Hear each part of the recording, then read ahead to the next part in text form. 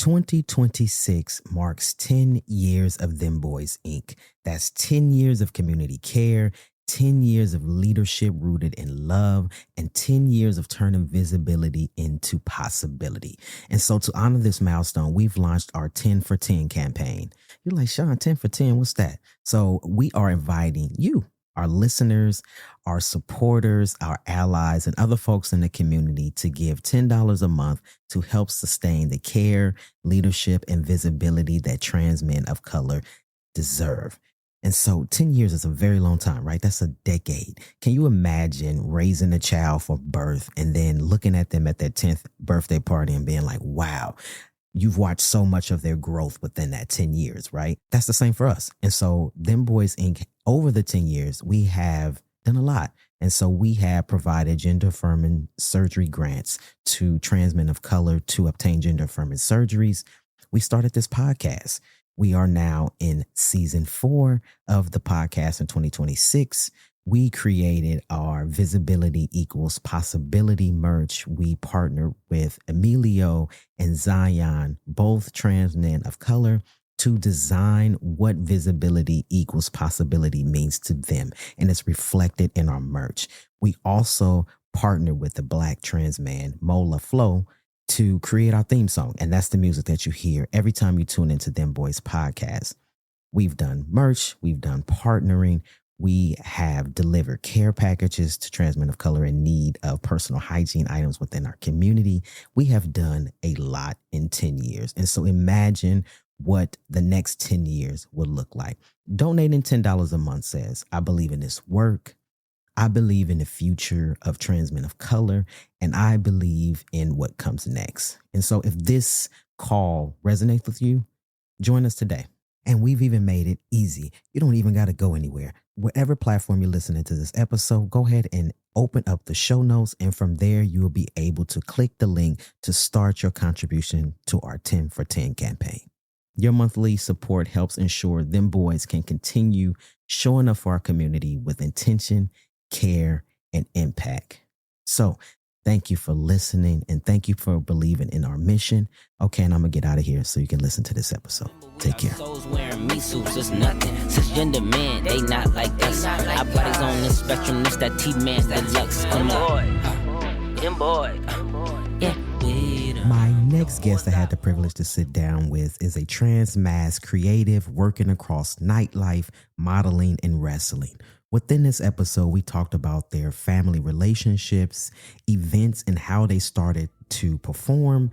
We discussed visibility, vulnerability, and finding comfort in the gray area. I know you're going to enjoy this episode. Dem Boys, yeah. Dem Boys, yeah. Amplifying trans men of color voices, yeah, we here making noise, yeah. Making noise, yeah. Visibility equals possibility, you know we them boys, yeah. Dem Boys, yeah. Amplifying trans men of color voices, yeah, we here making noise. Yeah. Welcome to Dem Bois Podcast. I'm your host, Sean Aaron, he, him, his, and my next guest is a transmasc creative working across nightlife, modeling, and wrestling. They love to blend seduction, strength, and storytelling by exploring masculinity through many lenses. Welcome to the show. Thank you so much for having me. Yes, I'm so glad to have you. So you want to go ahead and introduce yourself for folks to know who you are, name and pronouns? Yeah, absolutely. So my name is Miles Casala. My pronouns are they, them. And like you said, I've kind of done a lot of exploring in the last year and been in creative spaces in all capacities. So nice. And so where are you located, Miles? I'm located in New York City, specifically Queens, so always rep the Queens neighborhood. Nice. And originally, though, I grew up in Jersey, so I've always kind of been East Coast and hopped around a couple other cities. Okay, nice. I've never been to New York, but when the first thing I thought about when you said Queens, I thought about coming to America. The first thing. A classic. Yeah, so I've never been. I should visit actually. I would have to be a summer guy because I ain't for the snow, so that you definitely won't get me in the winter months. No, I was about to say, if you don't like the winter, it's been tough the past week. So I definitely recommend the summer. Just whenever you come to New York as a visitor, and I don't know how much time you spent here, it could feel like you land it's like 5 days. When you pack those 5 days with food, going out, exploring culture, and it could be a whirlwind. So I feel like you have to be smart about which guides you got and what you want to get out of it. Oh, nice. I'm a preparer, so I would definitely have it mapped out. I'm not going to just go into it and be like, okay, I think I want to do this and do it. Nah. So thank you for letting me know. I know. I just feel like I've met and I've known a few people from New York and New Jersey specifically, and y'all just got a different type of little attitude about y'all. I don't know. It's something to be, I'm not getting that vibe from you per se, but some of y'all just, I don't know. It's just real, I don't know, just real straight to the point, real, just, yeah. So I don't know. Does that fit your personality at all? Are you that Jersey through and through? I think so. I think I might not be as, let's say some people are more confrontational, very like, very to the point. And I think, being Dominican, Puerto Rican, that's definitely in the culture. And I think the attitude in New York is very honest. I lived in Chicago for some time, in Boston and some other cities, and I think they like to sugarcoat a little bit. And I think New Yorkers are just very much, hey, like, I like you or I don't like you, and I'm going to tell you exactly why, Yeah, I'm from California and I'm from the Bay Area. We definitely ain't giving them type of vibes. We gonna woo you, and yeah, that ain't happening. So yeah, but definitely a place to visit for sure. And so I love to ask my guests this question. So the name Miles, how did that name choose you? Yeah, it's a really funny story. My legal name is very long. I have a very stereotypical, like 4 different names just because of my heritage. And my middle name specifically is Milagros. So Milagros, if you know any Spanish, means miracles. And it was given to me because I was born a little bit early. I was like maybe 2 or 3 months early, like in the 90s. And it was, it was kind of a high tension moment where my family was hoping that I would come out of it and like survive. And I did. And they gave me this big name. And when I was kind of like starting out on like some social media channels, because I lived a very different life on one side where I was very hyper feminine and very corporate forward. I made this random account, and the handle, I was like, well, I gotta make something that is not gonna, like, someone's not gonna find from like my corporate life.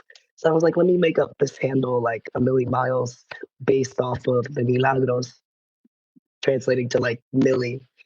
And then it kind of took a mind of its own in the last year, kind of becoming more of a performer, and then that just going from there. And then from that handle, I just took Miles, and it's really resonated with me. So I love that. It's just so amazing, the different variety of stories I get of like how folks, their name chose them. And I love that. And so how do you spell that though in Spanish? Milagros is Milagros. Ah, got you. Okay. I love that. Well, I am glad that you are here, and you are here with me, and you're able to share your story with the world. So I'm glad that you made it. And in the 90s, well, we know that people of color and the birth mortality rate is insane. So to know that you were that little miracle that made it, I'm so happy that you're here. So it's a blessing. No, absolutely. And especially this was in Puerto Rico too. So you can imagine like the infrastructure in the 90s in Puerto Rico was especially delicate, let's say. Well, you are here, and you wrecking shit. You're doing wonderful things, and so I love it that you are here. And so I want to ask you. I love to hear your gender journey and kind of like where it started into like where you are right now. Yeah, I know it's a pretty big question, I'm sure, but I spent a lot of my life, I kind of already referenced it a little bit, being a very feminine version of myself. And in island culture, I feel like I always describe it as very binary. The women are very, very hyper feminine. The men are very, very macho, masculine. And growing up in that, I was very hyper feminine for a very long time. Like my hair was down to half of my back, very big curls, like full face of makeup, like a Latina baddie kind of energy for a very long time. And up until around like 2019, 2020, I got to this point where I was really big into fitness and like really big into my appearance because I was trying to find comfort in it. Because I just constantly felt just like a disconnection between how I presented and my attitude and who I was. And I just couldn't figure out, like, put my finger on it. And in 2020, obviously the world was going through pandemic and everything beyond. So I was stuck indoors. I was working from home and I had nothing to do but like just sit there and reflect. And one day I just decided I had like an undercut at the time. And I went to the barbershop and I was like, you know what? Just keep going. Just keep like shaving all off. And they're like, are you sure? Like they fought me back on it. I was like, just do it. I promise it'll be okay. And then I went all the way up to like a very similar haircut that I have right now. And it just kind of kicked off this sequence of events that I was just like, wow, like I don't even recognize myself. Who am I? Like all these things that I had attached to like my appearance. And I went into therapy. I like started discovering a lot about myself and just came to the conclusion that I was more non-binary. And then eventually a couple years passed and I decided to start testosterone therapy as well. And all throughout that, I think a lot of it had to do with just realizing all of these things and connecting all the dots.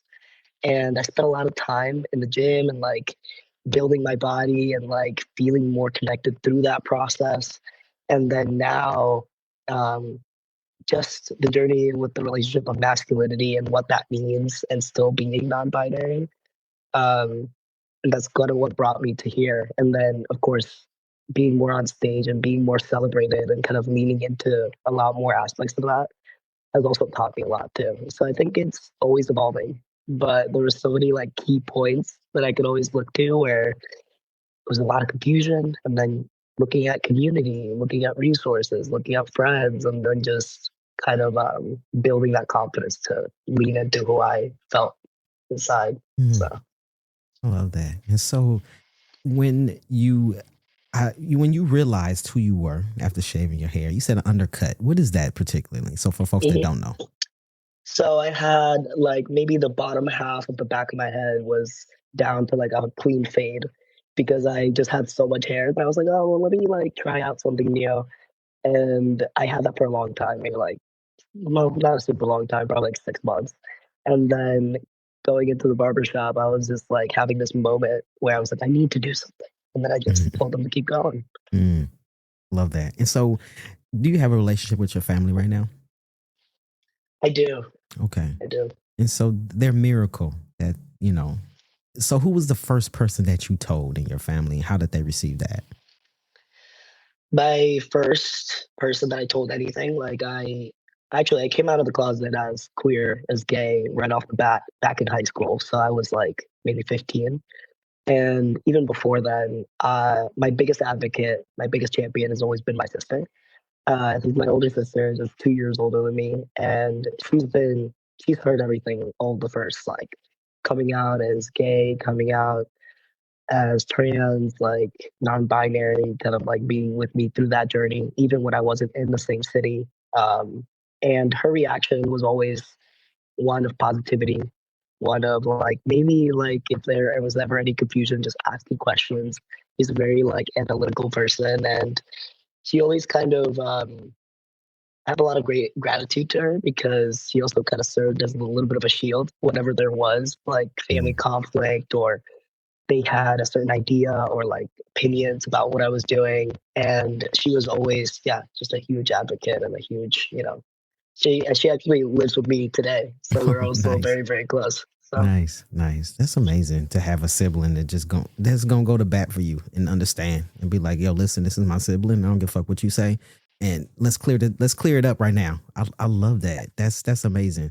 And so I know earlier we were talking about the holidays. Is this the same sister that you're gonna be spending the holidays with? Yeah, okay, we nice. are. And to kind of give the podcast a little bit of a preview, I was saying that we have a big holiday tradition of just spending like maybe like every Friday or Saturday just watching holiday movies. And it could be like a cheesy like rom-com from like a Hallmark kind of energy, or it could be like a Single All the Way, or like a rom-com, or just like whatever content that you can find, and we just sit there and watch it together. And she's a big baker too, so she always does like gingerbread cookies or like all Yes. that good stuff. So kind of reclaiming a lot of those holiday traditions and sharing it. Nice. So what about holiday thrillers? Are there any holiday thrillers out there? Thrillers? Maybe are we thinking like action movies? Like what's Some it called? scary. Oh my goodness, I'm blanking on the name, but that big action one that everyone was convinced it's a Halloween one. But there's also the Halloween one, right? The animated one. Yeah. Yeah, I love scary movies. I'm like, how can I kind of like, because we were also talking about it, and I was saying that I was a Scrooge, and I said about humbug. So I'm like, I love scary movies. So how could I kind of like segue into the holidays of maybe like tying in like a scary Santa or a murderous Santa or something into the movies would be dope. So is your sister your only sibling that you have? Yeah, she's my only sibling. And I am a big horror movie fan. Typically I just transition after Halloween, so I'll keep an eye out.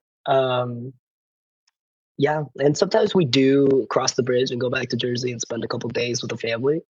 But it's definitely, it could be hit or miss depending on when we go back. Yeah, nice.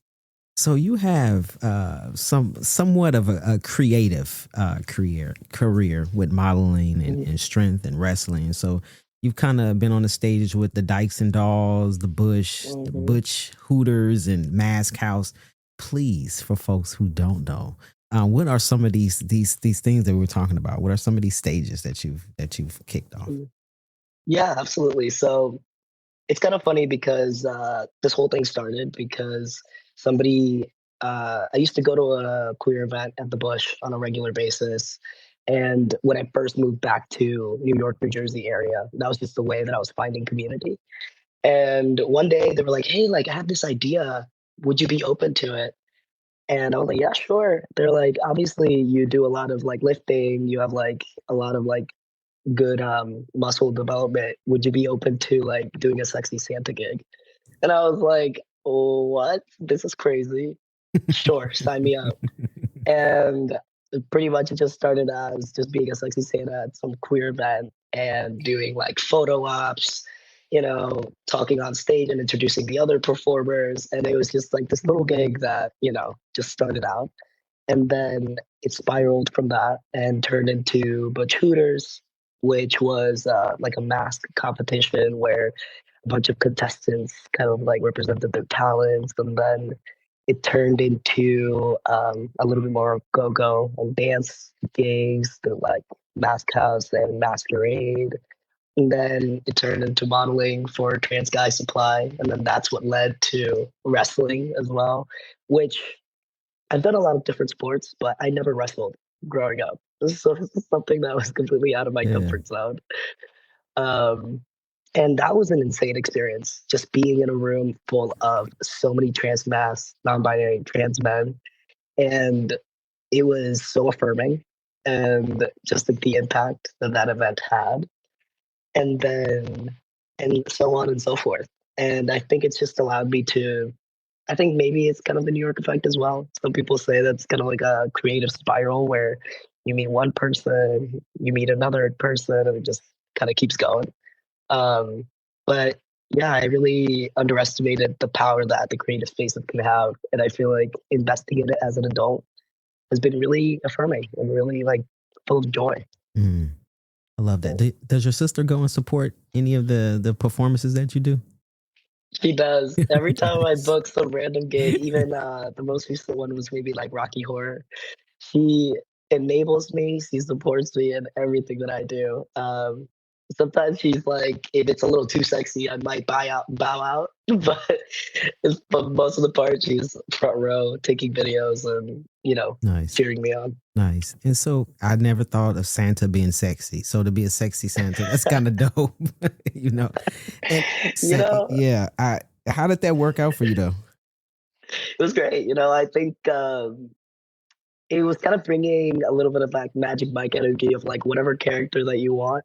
let's turn it into like a little bit of a performance. It was great. I love, as a Leo, I love, a little bit of attention, a little bit of a spotlight. And yeah, it's been great. Hey, this is Joel Sumu, production assistant for Dem Bois Podcast. Love visual storytelling? Then you'll want to check out our YouTube channel. We're bringing you exclusive interview shorts and taking you behind the scenes with content you won't find anywhere else. Find us on YouTube at Dem Bois Inc. or click the link in our show notes. I guess that's answering my question then, because I was going to ask you how, a previous guest said that trans guys are usually shy. And so trans folks, trans guys, once you settle into kind of like this transition, you become shy. And so I wonder, like, how do you get that confidence? How are you able to kind of like settle into these roles and just be confident in that? Yeah. I think, it's funny because prior to me going through my gender journey, I was always like a very outspoken person, but I definitely could not see myself on a stage. I was never someone that, oh, I'm going to be a performer, I'm going to be an actor, like anything of the sort. So that's something that's relatively new to me. And the confidence, a lot of it came from being very grounded in my identity. It gave me a lot of confidence to just like take up space and be kind of that base. And a lot of encouragement from the people around me. I think community is, those people that tap me on the shoulder and they're like, you have this energy, you have a star power, like you could totally do this, and like encouraging me every step of the way also fuels a lot of that. And I had a shift too at a certain point where it first showed up as like a fun thing to do on the side.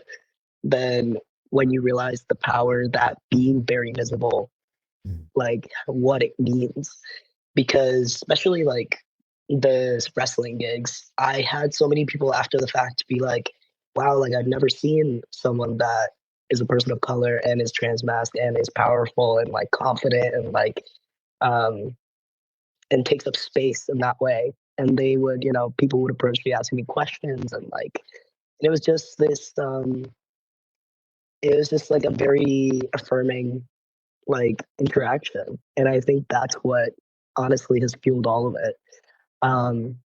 It sucks that sometimes when we're going through a period of transition, or like you feel like your body is changing, you have this pull to hide away and to wait until you're like fully cooked, or like that you've reached a certain point, and then you can be visible. And I feel like that's something that the community could do a better job of like, gender and like transition or whatever you want to call it doesn't have to look a certain way. And just being able to show up confident and as yourself and genuine in whatever stage that you're at, I think is huge. So yeah. That's really good advice though. Actually, I think you was talking to me with that one. I was like, "Ooh, damn, Sean, shame on you." You know what? That was me. I went in, I cooked, and I came out baked on the other end, and here I am, right? But that was not my intention, right? And so starting off on T, they give you this list of things that's going to happen to your body when you start T. This is going to happen, this is going to happen. But what we don't talk about are the things that happen that we didn't plan on happening. Right. And I didn't know how to fucking take that. I didn't know what to do. It was the anger. It was the acne. It was all of these different things that I had no clue that was coming, because they didn't tell me that on that little paper at the, you know what I mean, from the clinic. They didn't tell me that. And so I had planned on being visible from day one up until now, right? So I took years hidden.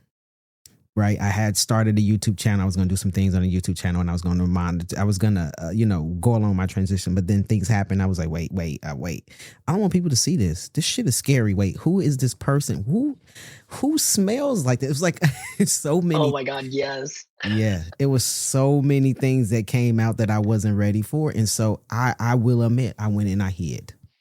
Right. And you are so right. Like the community needs to see that middle part. Right. We don't. Yeah, because a lot of it's so mysterious. Like I had no idea what I Yeah. was gonna look like or what step 1 through 5 was gonna look like. And even to this day, I don't even think I'm like fully baked per se. Because it's Mm, like identity keeps changing and you keep evolving as a very person. true. Very true. Um, so it's so true though. It's like because I went through my gender journey a little bit later in my 20s, I did so much research, but a lot of the stuff that I learned was because I knew people that were in transition like 2 years in.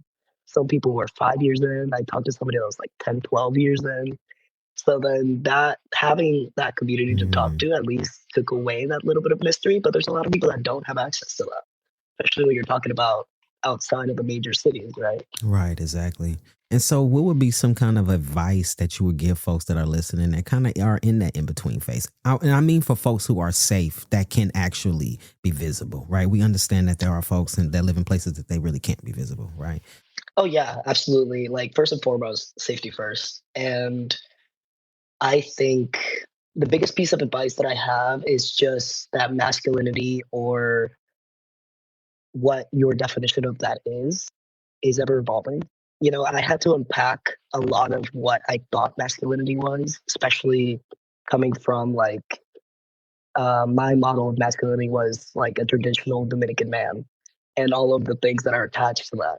And um, and I think it's just being comfortable with change in every capacity. It's like have a really good idea of like what those changes could be, but also, take transition as slow or as fast as you want.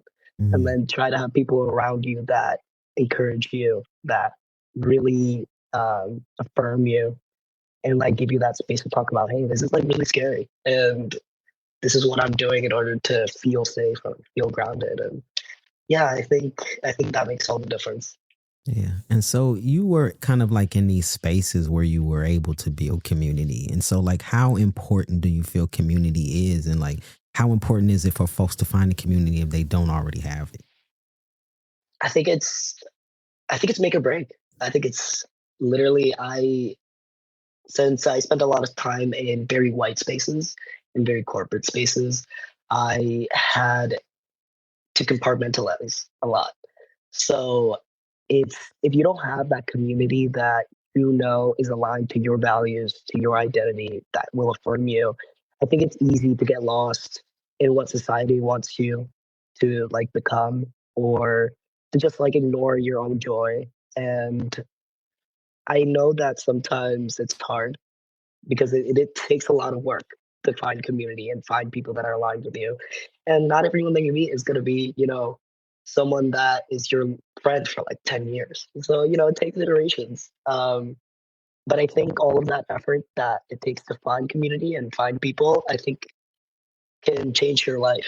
Mm, Absolutely. Like mm. whether it means introducing you to things or whether it means you getting to know yourself more. I think it pushes you and it makes you, a better version of you. Mm. I know sometimes I've even met people who say, I don't want to, almost like a therapist, right? I don't want to have to divulge who I am every time I meet somebody, right? And so they tend to, not have community because they just don't want to tell everybody about themselves and their journey. So what would be your advice for that? Of like, because I feel like you got to put yourself out there. You're not going to find what you're looking for if you don't risk it. It's like any relationship. What do you think about that? I think, not everyone, obviously trust is earned. Yes, So you're not going to absolutely. be like telling, everybody everything about you right away. But I think it's important to have certain levels of vulnerability. I think people respond to you being very genuine and showing up as who you are.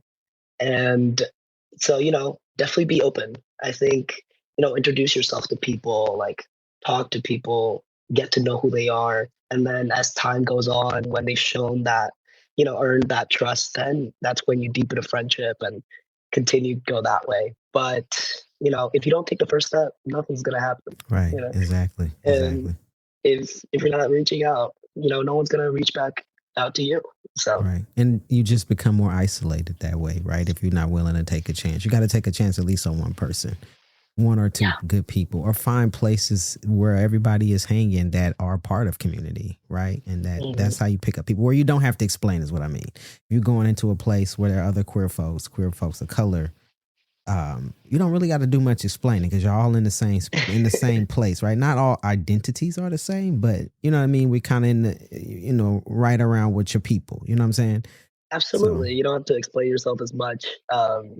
Yeah, absolutely. Especially if you're a person of color. Right. Like, there's a lot of white queer spaces, and I've been macro and microaggressed and everything in between in white queer spaces. So, Yeah, I was gonna. I'm sure you got plenty to say. Yeah, I do, and I wasn't gonna. I won't say nothing about it. I won't, because I was gonna say too many white queer spaces, but that's not a such thing as too many spaces for us. Right. And if you don't like a space, then you create your own space. That's another thing too, right? If you don't have a space of community, you can create a space of what community looks like for you and what type of folks you want to bring in. But what I mean by the white queer spaces is that they're not welcoming. Just like you said, the macroaggressions within our own community is just wild to me. But anyway, I won't get into 100%. That. Yeah, I won't get into that. But whiteness just gone white regardless. So that's... Yeah. Okay. So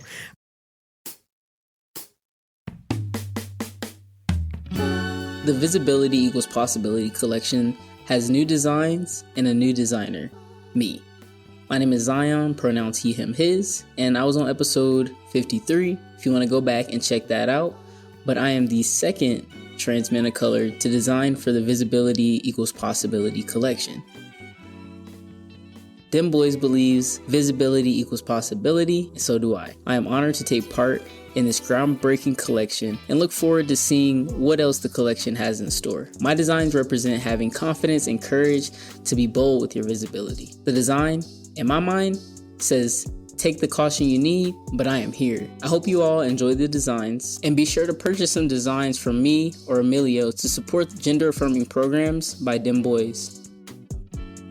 Find the amazing designs of the Visibility Equals Possibility collection and other merch items that I've designed on the Dem Bois shop at dembois.org. That's DEMBOI as in igloo s.org. And remember, visibility equals possibility.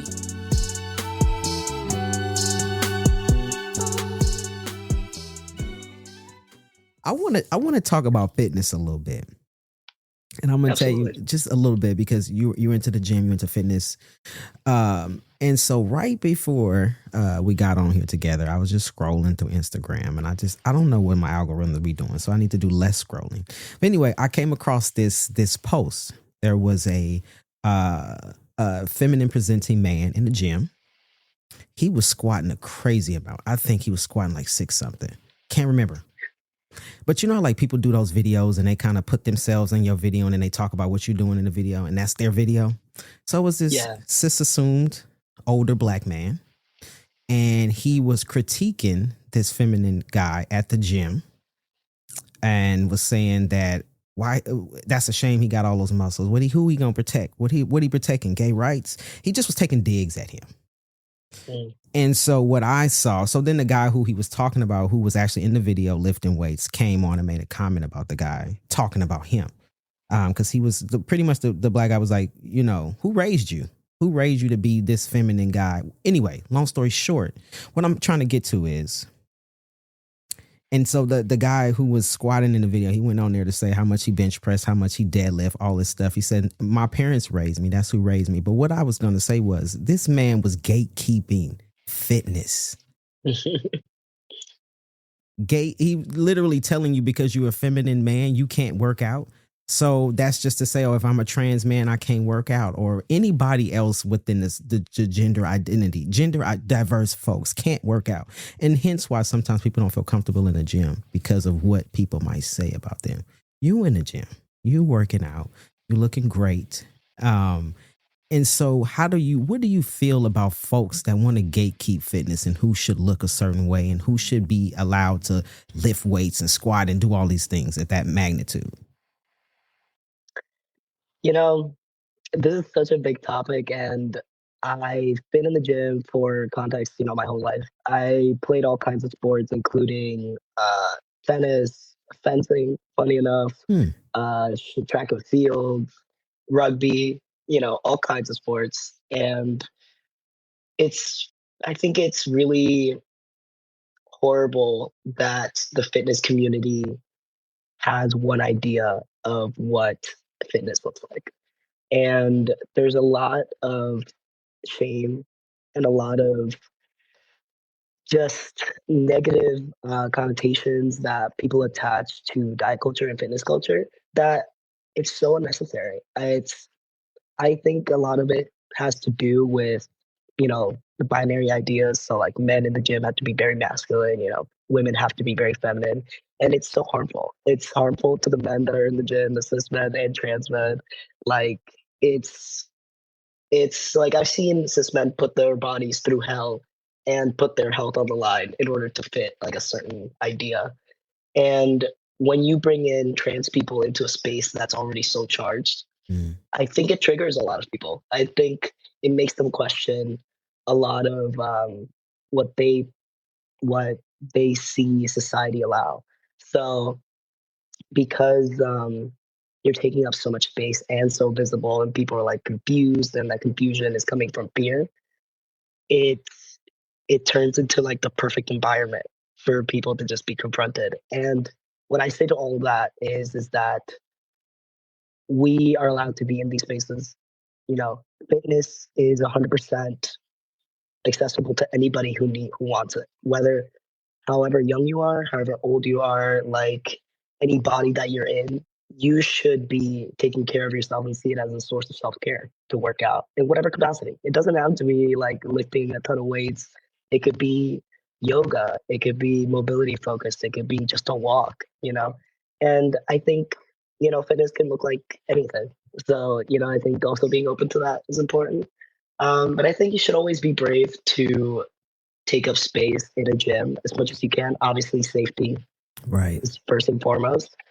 But I think the more often I am in the gym, I see it as if I'm in here, somebody that's trans, somebody that is queer is also going to feel safe because I'm here as well. And you encourage each other. And for a long time, I was the only person in a gym section, in a lifting section, and it was just like full of dudes. And everyone just kind of keeps to themselves a lot of the time.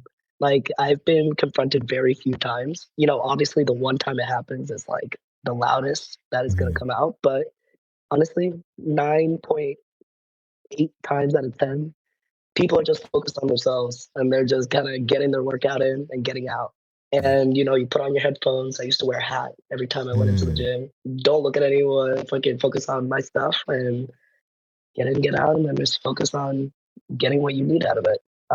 But it can be really scary, and I think it's very anxiety-inducing when you're seeing a lot of the conversations around trans people in sports and people being confronted in gyms and videos coming out about it. And yeah, I think we need to fight back. Well, shit, my algorithm ain't sway that way. I've never seen any confrontations in the gym.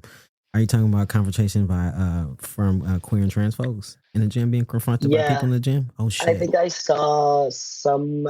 I wish I knew the creator, but I remember seeing a video that just went viral for a couple of weeks of someone that was coming out of like a locker room, and they happened to be, I believe it was transmasc or something of the sort, and they were like, they got confronted by someone as they were coming out, and they're like, "What were you doing in here? Like, are you a man or a woman?" Or something of the sort.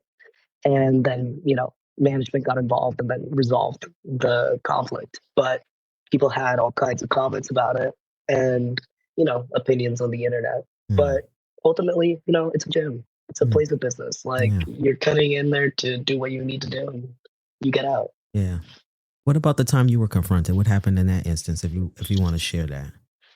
Yeah. The only times I've ever been like approached is usually in a positive sense. So people will ask me for like advice or will ask me like if I'm training for something or like ask me if I'm like some sort of a personal trainer. But in the gyms as well, in the locker room, sometimes I'll get like a look here and there. But like thankfully, no one's ever said anything, but usually it's been positive. I never been confronted in the gym. I've only been asked one question that I hate. And it's, how many sets do you have left? Every time somebody asks me that, I just tell them I just started. I just started doing that too. I just got here. If you really dedicated, you gonna wait me out. If not, you just gonna go and find something that's similar to what you wanted to do. But I hate that question. There's like 15 machines in here. You can literally go do anything else that hit the same muscle. I promise. Yes, people, you gotta work out creatively. Like if I'm doing this, go find something else that's gonna hit the same muscle group, but over there. Don't sit here. Yes, that's so weird to me. But I will say though, there's just so many. I was always in the gym prior to even going on my gender journey, and that was one thing that I was the most excited about, like getting on testosterone, because I was like, oh wow, it's gonna like change my life. And honestly, it makes a huge impact. Like a lot of people, like obviously you have your genetic build that you already have, but like my arms were always big, but like obviously on like testosterone they got more defined or whatever the case may be. So, and that's definitely one of my favorite parts. Yeah. It was one affirming moment I had for me. I work out as well. Because of injury, I'm not able to lift as heavy as I used to. And sometimes that fucks with me when I'm in the gym, because I'm like, they gonna look at me and be like, why he only lifting the two little 45 plates? And so I tend to kind of get in my ego a little bit of like, I could do more than that. But then I'm like, really, nobody ain't really looking at me. That's just my own internalized shit, right? But what I've learned to do in the gym, and hopefully folks can mimic, is I mind my own damn business. Just like you said, you put a hat on, I got my earphones on, I'm listening to my jams. I try to do certain things so that I don't look like that creep in the gym. For instance, if a beautiful person, I'm gonna say man or woman, walk past me, I'm not gonna just overly stare, especially women, because I don't want to be that guy.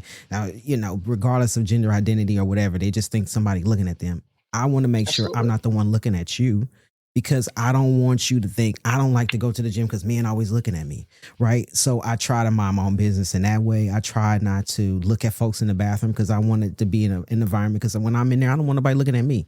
So I try to mimic behavior that I know that I will want to see somebody mimic towards me. But most of the time, I'm going in there minding my damn business. I may be looking in your direction, but I may not really actually be looking at you. You know how you like gazing off, but you're not really focusing in on the person?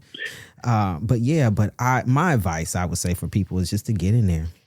Just to get in there. It starts from one day. We all start from somewhere, right? We all have it before, right? And you can't never get to the after. And not everybody's after looks the same, but you can never get to the after if you don't put in that one day, and then the next day. 100%. And then the next day. And our bodies change all the time, like aging, injuries, like I've had injuries too, like retraining, like through all those things, at least like to not be that corny person, that, exercise really does make you feel a lot better. And it really kind of like connects you more to yourself, and you just feel more confident automatically because you're able to do more, and you'll surprise yourself.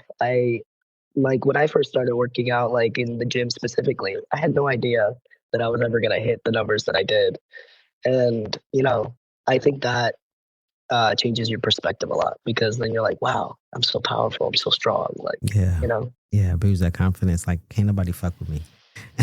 Right? And honestly, it doesn't even matter if you hit big weights, because what I've learned too through performance is that if people see you have a certain body shape or whatever the case may be, they already make assumptions that you're like super strong and you could be lifting like 20-pound weights, literally. Yeah, I had this really affirming moment one time. I was going to a baseball game. I love tank tops, so that's why I said I couldn't come to New York in the wintertime, because I don't want no parts of that cold shit. But anyway, I kind of have bigger arms too. I've always been kind of like that way. So with testosterone, they kind of got more defined and bigger. But I remember I had on a tank top. I'm minding my own damn business. And then there was this guy like way ahead of me, but he was walking towards me. He was like, God damn. And I was like, what? Is he talking to me? And I looked around, the only person left right there. He's like, God damn, are you leaving any weights in the gym for anybody else to lift? And I just looked. I'm like, oh, he is talking to me. You talking about these arms, sir? But that was so affirming to me to be like, oh shit, somebody's seeing that work I've been putting in. And just like you said, it ain't like I'm lifting 1,000 pounds, but I'm lifting a little weights to make me feel great and to where somebody else noticed me and it was affirming, right? And I didn't have to disclose, oh, by the way, I'm a trans man. Like, I didn't have to disclose any of that. Of course He not. just saw me. He appreciated my work that he thought that I put in. And that was it. And that was so affirming to me. So just that advice of just like just get in there. If that's what you want to do. Yeah. Working out is not for everyone. The gym per se is not for everyone. Maybe taking long walks or maybe running with your dog up the street, right? That may be something that's good for you, riding a bicycle. But if you want to get in the gym, the best thing to do is just to do it. And it's funny that you say that story because it's funny, like the more lifting that you do or the more muscular that you look, it's just men approaching you.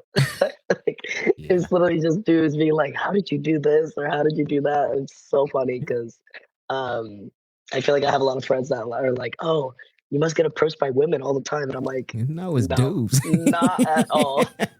Funny. That is hilarious. That is hilarious. Oh my gosh. Yeah. But it's so affirming. I think, and you get a lot of that energy from being in sports teams too, because I'll do softball in the summer, and you have that like kinship of like, hey, we're working out together, we're coming together to like build each other up, and I love that. Yeah, I love that.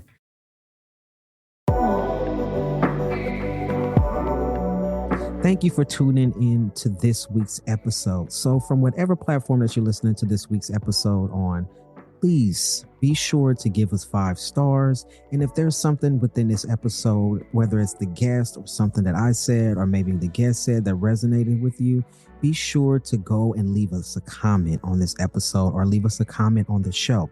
So what happens is, if you feel like it resonated with you, I'm sure there's someone out there who hasn't even heard about Dem Bois Podcast. It may resonate with them, and actually it could save someone's life. To hear these stories, right? Because we believe that visibility equals possibility, but there isn't any possibility if we aren't visible. So if you go and leave comments, the more comments you leave, the more 5-star ratings you leave, then this podcast will be available to more folks to see. And so we want to be visible. We want to be out there. We want folks to know that we're here and that our stories are out there for them to listen to. And so if you could do me a favor, please go ahead and rate the show or leave a comment. Until next time, see you on the next episode. I want to ask you about kind of like gender affirming healthcare and the climate that we are in right now. Everything is just kind of everywhere. I won't even say up in the air. It's just all over the fucking place, right? We don't know what to expect. We don't know what's coming. We have no idea. And so, how are you feeling in this moment, in this climate, and around gender affirming healthcare?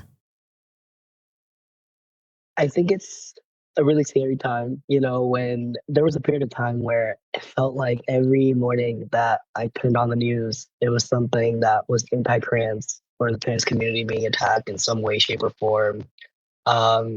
Care being scaled back in certain states, and trans youth specifically, like losing a lot of access to care. So I think it's very scary. I think that's the source of why I think visibility has become more important to me. And we're lucky when we're in major cities that we have a lot of access to care, like New York, at least, like you have a lot of resources. But, when you go outside of that, like there are trans folks that, need community. They need care, they need health care, and they need access to all those things. And it feels like our existence when we're in these states that do have access comes with that privilege of like, hey, I have the privilege of a platform. I have the privilege of this healthcare. Like, let me push it forward and spread all of that to my community outside of here. So, I think it's like a pendulum. Like, obviously, the trans community is not going to always be the scapegoat that has the target on its back. Fingers crossed, right? Yeah. And I think it will swing back. And in the meantime, what we can do in order to keep it pushing onto that other side and bring people over to our side again is to humanize ourselves. You know, don't be afraid to talk about your experience and say why it's important.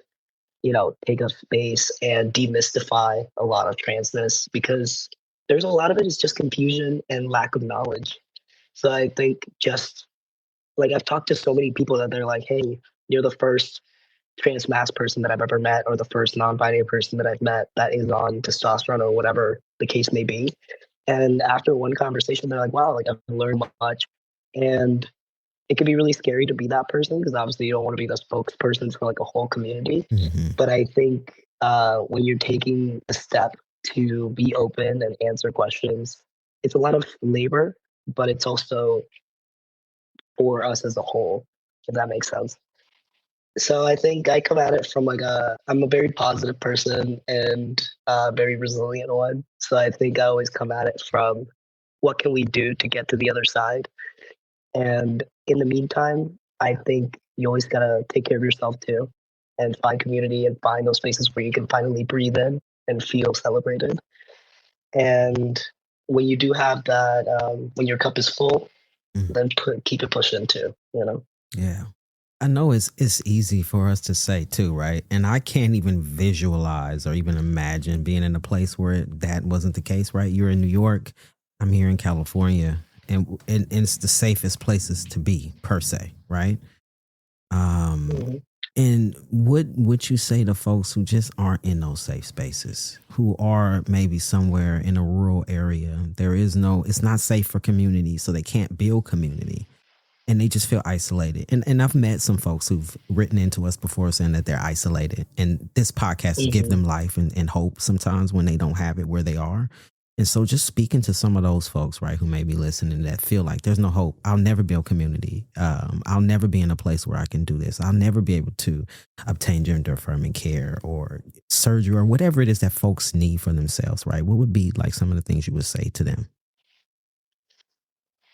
I think I'll say that genuinely there's so much love that I have for anyone that's part of this community. I really genuinely applaud anyone who's even like having a remote thought of like transitioning and maybe they don't have access to that. There's so much love and care and a community that will embrace you when, you know, the time is right.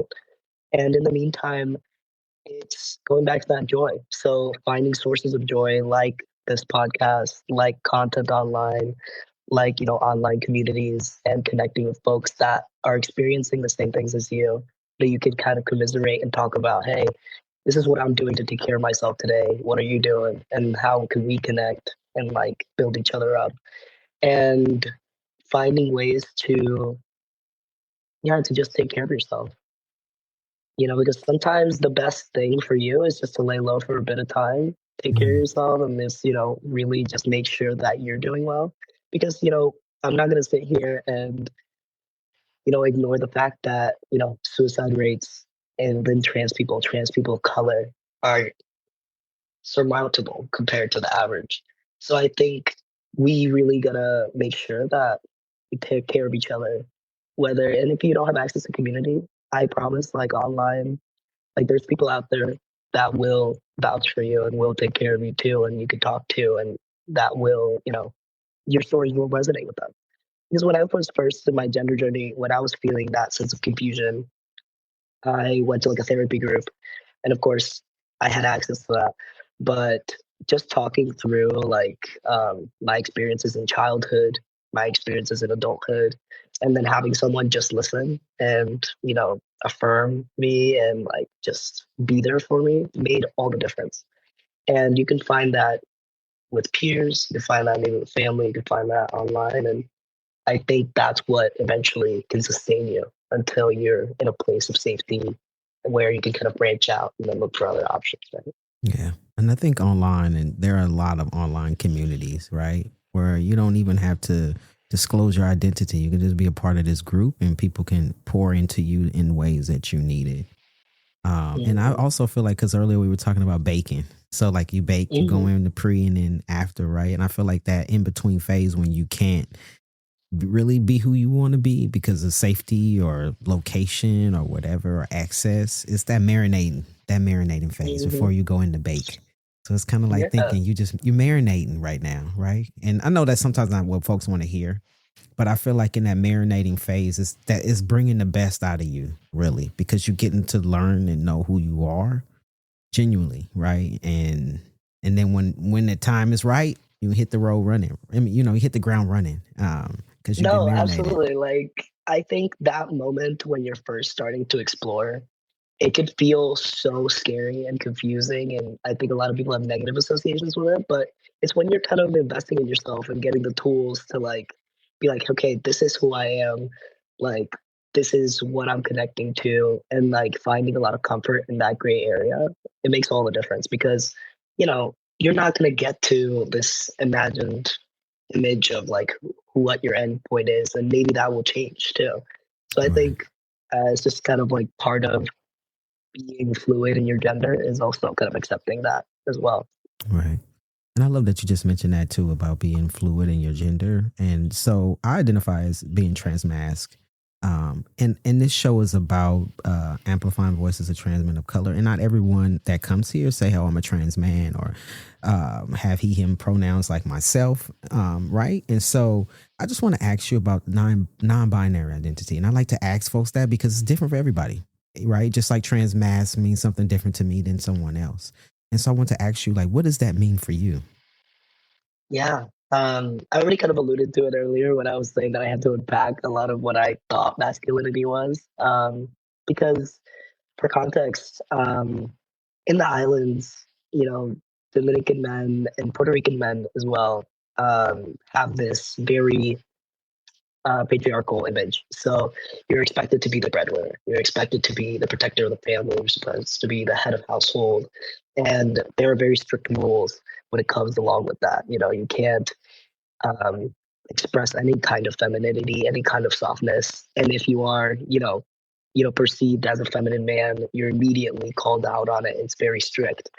And seeing that from my father and my father's side and my extended family, who's still very much in the islands, I had a negative idea of masculinity. I saw it as possessive, as very jealous, as very controlling, like very strict. And in the process of, getting to know my own gender, I had to face, hey, if I had this fear when I first started testosterone that I was going to turn into my dad in the process of starting testosterone. And I already look a lot like him, which is hilarious.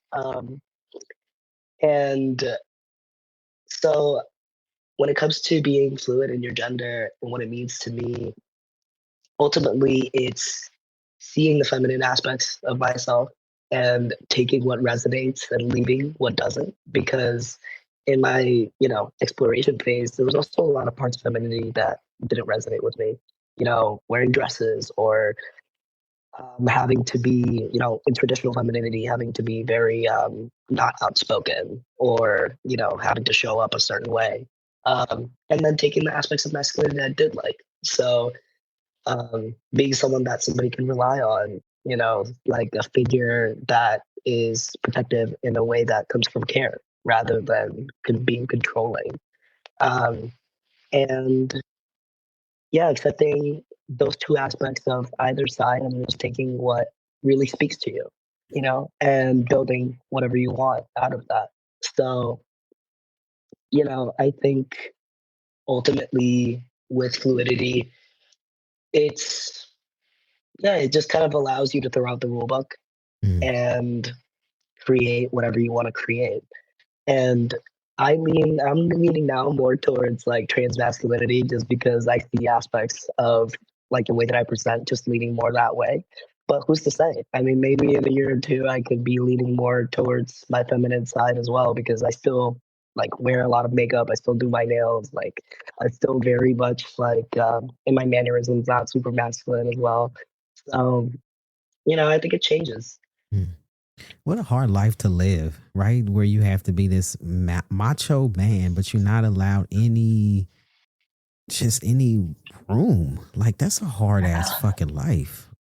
Emotionally, emotionally that's hard. It's like, where did that come from? Like, who decided this is the rule book for men? You got to behave this way and that's it, right? Like, who created these rules and who the hell are we to keep following them? Right? Like, it's so silly because it feels like men created this rule book out of God knows where, and then they still keep enforcing it, even though men themselves speak about how much it weighs on them, like the expectation to do all these things and how much they hate it. And I'm like, you don't have to do this. You're right. You don't have to do it. And that, it's funny. That brings me right back to Coming to America, because remember on the in the movie, the mother and Eddie Murphy's father, and who played his father and his mother, and he was like, well, who am I to break tradition? And she was like, aren't you the king? Right? So it's like that thing is like, you have the right to break a tradition. You can do whatever the fuck you want to do.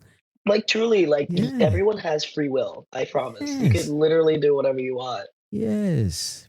I don't get it. Like, yo, I couldn't move like that. Anyway, Miles, this is the part of the show where I love to ask my guests this random ass question, right? I got this long list. You've listened to the show before. I got this long list. I'm now on 84 questions. So some questions have been contributed from past guests and some from myself. Some I just make up, right? And so I want you to pick a number between 1 and 84, and I will ask you that question. Okay. My favorite number is 7, so I'll say 77. Oh, I like that. Okay. 77.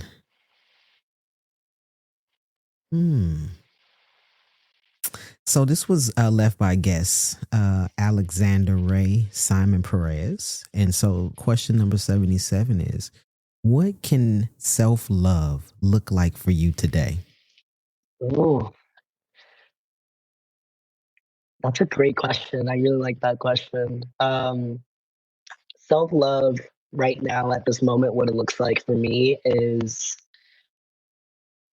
definitely pushing myself to rest, because I'm someone that has a day job and I also do all of the nightlife gigs. So sometimes I'll be doing a 9 to 5, 9 to 6, and then I'll take the train to somewhere, and then I'll be at a gig from 9 to 2, and then literally go the next day, and so on and so forth. And the last couple of weeks, and especially towards the winding down of the holidays, I've been trying to be more mindful of saying no to things and being, make sure that I'm also taking care of me, making sure my sleep schedule is on point, making sure that I'm also making time to also work out and rest and everything beyond. So, because ultimately, if you don't take that time, you're either going to get sick or you're going to burn out, or a combination of both. And I think it's easy to get caught up in all the excitement and then just be like, oh, I can do this. I'm invincible. And you just got to take a sec, take a second, rest, connect with your people, and just really make the most out of those moments. Yes. Rest. You need to rest. I'm going to tell you that. I'm telling myself too, because my ass don't rest either. So I'm sure. Take the time, truly, fully disconnect. Yeah, I need to do that. And as you get older, your body doesn't recover as it used to. I'm about to be 45 years old. And I remember when I was younger and older folks who was my age at the time used to tell me that it's bullshit. I'm going to have this energy forever. I'm going to be clubbing every weekend forever. That don't work. No. You look phenomenal, I gotta say. I had no idea. I really thought you were gonna say you were 35, maybe. Oh shit! Thank you. Okay, thank you. I appreciate that. Sometimes I feel 35, sometimes I feel 25, and sometimes I feel 70. So it's a battle. But you know why? Because I don't get that rest.